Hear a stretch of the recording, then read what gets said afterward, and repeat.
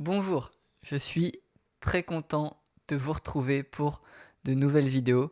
Ça fait un petit moment que j'ai pas fait de vidéo, ça fait un petit moment que je me suis concentré sur les newsletters que je vous envoie et puis sur l'accompagnement de toutes les nouvelles familles qui ont rejoint le programme Coaching Dyslexie. Et j'ai bien travaillé. J'ai aussi donné des nouvelles formations à des enseignants, à des parents. Ça a été l'occasion pour moi de découvrir plein de choses, d'approfondir des nouveaux thèmes et puis de partager évidemment. Je vous retrouve donc aujourd'hui pour parler, une fois n'est pas coutume, d'un sujet que je trouve très important. On va parler de la lecture et plus précisément de la bonne lecture, de la vraie lecture et de la compréhension. Le chiffre clé aujourd'hui dont on parle dans cette vidéo, il sort d'une étude nationale, l'étude CEDRE, C-E-D-R-E, sur les compétences langagières. Et le résultat, il y a pas mal de résultats différents, mais le point qui m'a le plus choqué et le point sur lequel j'ai vraiment envie d'insister, c'est celui-ci.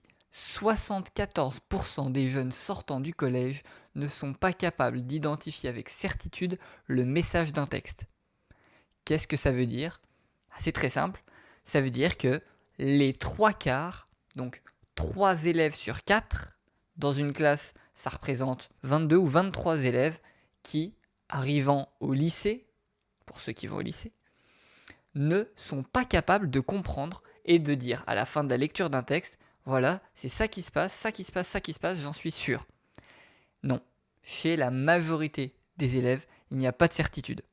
C'est alarmant. Ça signale tout simplement que la lecture n'est plus une compétence maîtrisée par les jeunes lorsqu'ils sortent du collège.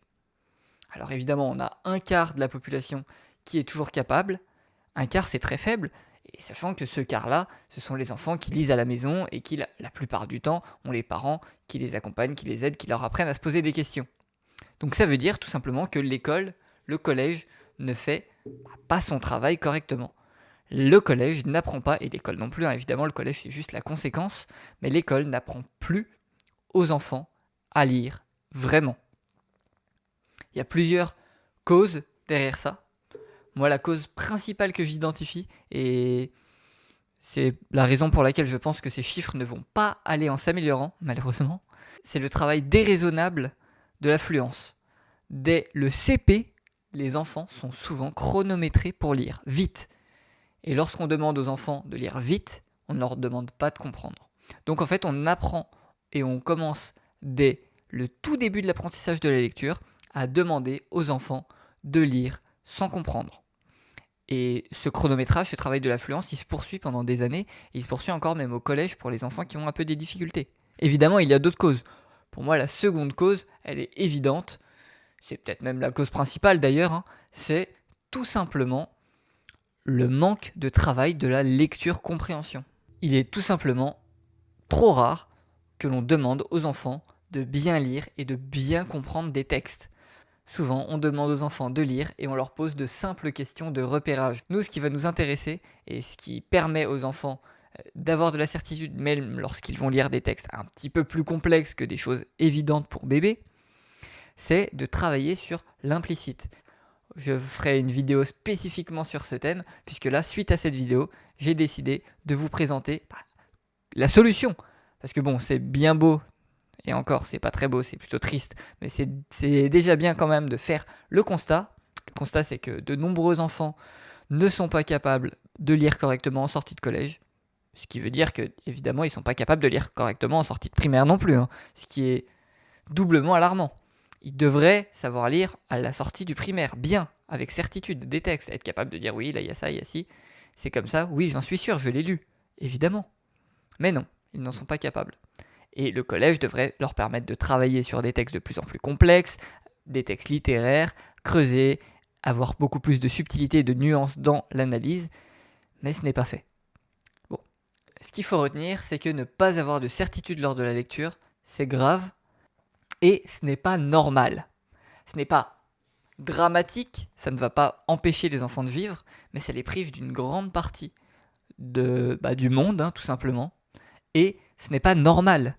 Ce n'est pas normal car ce n'est pas compliqué de savoir lire et d'être sûr. Il suffit simplement de l'apprendre et cet apprentissage n'est pas fait à l'école. Et pour moi, ce qui est d'autant plus grave, c'est que ce n'est pas difficile. Et on va voir un petit peu comment est-ce que vous pouvez faire, vous. Si vous êtes enseignant, comment est-ce que vous pouvez travailler ça avec vos élèves, évidemment. Si vous accompagnez des jeunes, comment faire. Et si vous êtes parent, surtout, comment est-ce que vous pouvez faire à la maison pour permettre à votre enfant de ne pas être dans ces 75% qui ne comprennent pas grand-chose et qui ne sont pas sûrs d'eux. Pour leur permettre d'être dans les 25% et bientôt peut-être dans les 30%, j'espère. Ou les 50% ou même les 100%, mais bon, j'y crois pas trop. En tout cas, d'être dans le pourcentage d'enfants, de jeunes qui comprennent ce qu'ils lisent dans un texte et qui ont des certitudes, qui peuvent affirmer des choses et qui peuvent donc s'en servir ensuite pour construire un raisonnement, argumenter, étayer, avoir des idées, nuancer, réfléchir, faire preuve d'esprit critique, etc. Je vous présenterai la méthodologie qui sera en 3 étapes, donc dans 3 prochaines vidéos, 3 petites vidéos que je mettrai à la suite, que je vais poster dans les jours qui viennent. Et en attendant, je souhaite quand même insister sur un point et réaffirmer une croyance que j'ai, une conviction plus qu'une croyance, une vraie conviction que j'ai et qui me motive chaque jour à travailler pour aider tous les enfants à réussir. Cette conviction, elle est simple, c'est que je suis convaincu au plus profond de moi, car je l'ai observé des dizaines, des centaines de fois. Tous les enfants sont capables de progresser. Et même, j'irai même encore plus loin, tous les enfants, sauf évidemment en cas de déficience mentale, de retard intellectuel, tous les enfants sont capables d'apprendre à lire correctement, à lire et à comprendre précisément le sens d'un texte. Tous les enfants en sont capables, tous les jeunes en sont capables, il faut juste les entraîner correctement, leur donner les moyens, leur donner confiance en eux, leur donner le goût aussi. On va voir que c'est pas simple, mais il y a des solutions et je vais vous les présenter dans les prochaines vidéos. Dites-moi ce que vous pensez un petit peu de ce sujet, c'est quand même un sujet super important je trouve. Je vous mets d'ailleurs le lien de l'étude dans la description de cette vidéo. Dites-moi en commentaire ce que vous en pensez, si vous aussi ça vous choque. Et puis si la vidéo vous a plu, vous intéresse, n'hésitez pas à mettre un petit pouce, ça me fait toujours plaisir et ça me montre que vous avez apprécié. Je vous dis à très bientôt, dans quelques jours, je sors la suite avec cette fois des conseils très concrets pour essayer de régler ce problème dont on a parlé aujourd'hui. Allez, je vous dis à bientôt.